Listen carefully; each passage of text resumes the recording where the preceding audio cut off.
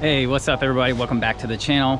What's up, Haven homies? I'm just kidding, I would never do that. Today we're gonna talk about two turtle species that are some of the best pet turtles there are, some of my personal favorites, and they are part of that family of turtles known as the Musk Turtles. Today we're gonna be talking about the Razorback Musk Turtle and the Loggerhead Musk Turtle. And these guys are often confused, and a lot of times people ask me, where can I get captive bred Loggerhead Musk Turtles? Where can I get captive bred Razorback Musk Turtles?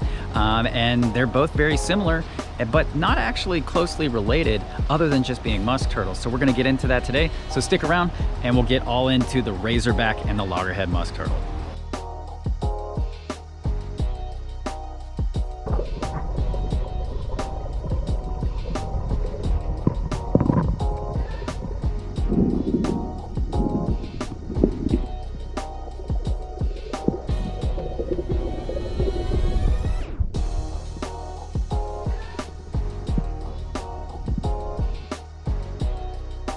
All right, so here in my pond, I have three species of musk turtle living in here. I have the stink pot, the Loggerhead Musk Turtle, and the Razorback Musk Turtle. Now, I only have two female Razorbacks, but I do have a couple males and several female Loggerhead Musk Turtles in here. And one of the great things about musk turtles is they can actually be really good community turtles. They get along great with the cooters, the sliders, the map turtles that all call this pond home. And they will actually be soon moving to the aquascape pond, coming soon. They are gonna be moving over there as well. So, what I like about the Loggerhead Musks and the Razorback Musks is they're just these awesome little personable, they like to run along the bottom. They're always active. You'll see them kind of digging on the bottom, eating some little clams, or even like this time of year in fall, they're gonna eat little acorns and nuts that fall out of the trees. So amazing turtles. A lot of people ask me, you know, what's a great musk turtle for a pet? I always recommend any of these three. I always recommend the stink pot, the Loggerhead, and the Razorback Musk. And if you can find them captive bred, the striped neck musk turtle as well. But for today, we're gonna talk about just the Loggerhead and just the Razorback. So while they are similar in appearance, they're actually quite different. The Razorback is a much larger musk turtle.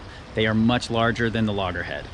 They also have this big keel going down the back. This keel is what gives them their name, Razorback, and it is like a large keel. When they start off as hatchlings and in juveniles and young adults, it's gonna be very, very high. It's gonna be very, very sharp, and that's what gives them that Razorback name, is it's a very sharp keel running down the shell. And then as they become older females and older males, like you see here, it's gonna wear down and it's gonna get a little bit smoother. The shell is actually gonna form around it and smooth out. But they are, as you can see, just very much a very typical musk turtle. Have all those typical musk turtle features. The plastron has that big open area, and what that's for is that's for oxygen processing. So when these guys are running along the bottom of a river, stream, creek, even large lakes, that open area of skin on the plastron is actually capable of doing some oxygen processing by using capillaries close to the surface of the skin. I just had a leaf, just had a leaf fall on my head. So yeah, that skin's able to process oxygen and help them stay underwater for longer periods.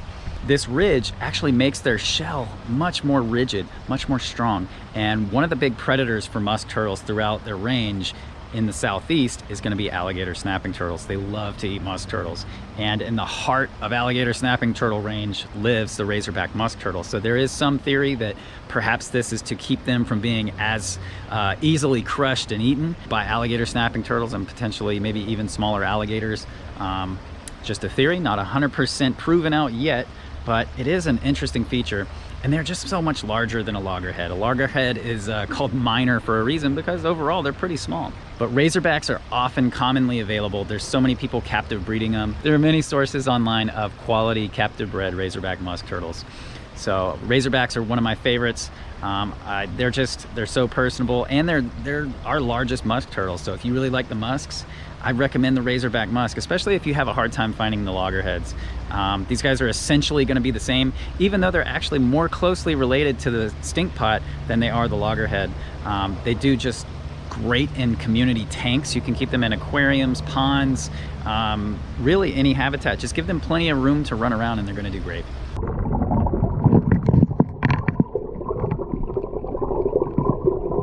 And as you can see, the Loggerhead Musk Turtle is so much smaller. This turtle is, you know, a maximum about 4 inches is a big one. The Razorback is capable of getting up to 7 inches, sometimes even larger. But As you can see, the loggerhead's so much smaller and so much flatter. That shell is just, compared to that big arching dorsal keel of the Razorback, these guys just have so much lower of a shell, and it just kind of enables them to kind of get into all kinds of little crevices in between slabs of limestone and rock and under logs. And these guys actually use that to kind of get into little places where little snails and crustaceans are going to be hiding. And they get their name Loggerhead Musk because as they get older, they develop these tremendous heads. Females and males can both develop large heads, but males tend to be the larger headed sex.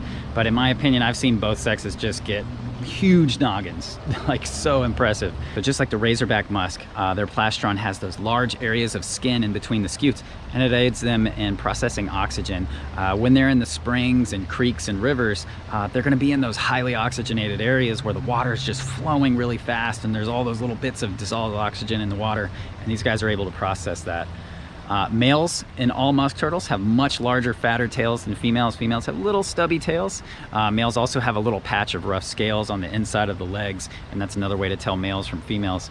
But as you can see here, this is Mo. My mom raised this loggerhead from a baby, and now he gets to live here and hang out in the pond. And as you can see, he has a much larger head, big developed set of jaws compared to the female that you saw. And just such a cool turtle. I love this guy. He's really shy. I mean, he has that look like he would rather be any place right now. So I'm gonna keep my handling of this guy to a minimum because I want him to be happy. And yeah, so that is comparing and contrasting the Loggerhead Musk and the Razorback Musk.